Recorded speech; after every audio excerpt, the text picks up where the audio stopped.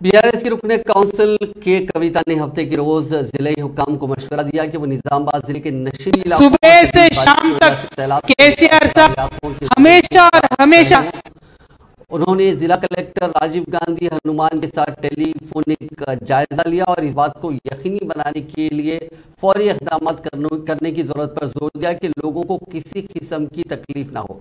कविता ने BRS cadre से appeal की कि वो मुतासरा इलाकों का दौरा करें और राहत का काम करें। उन्होंने कहा कि वो ज़रूरी मदद और ताउन के लिए हुक्काम से राब्ते में रहें।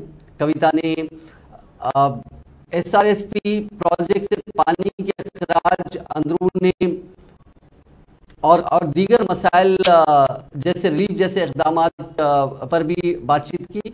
बीआरएस एमएलसी ने कहा कि तिब्बी खुराक बिजली और सड़क की सहूलियात की बहाली के लिए फौरी इक़दाम किए जाएं। कविता ने मशवरा दिया कि अगर लोगों को कोई परेशानी हो तो हुकूमत के कायम करदा कंट्रोल रूम्स के जरिए हुक्काम से रब्ता करें। उन्होंने वाज़ेह किया कि उनका दफ्तर भी लोगों की मदद के लिए दस्तयाब रहेगा।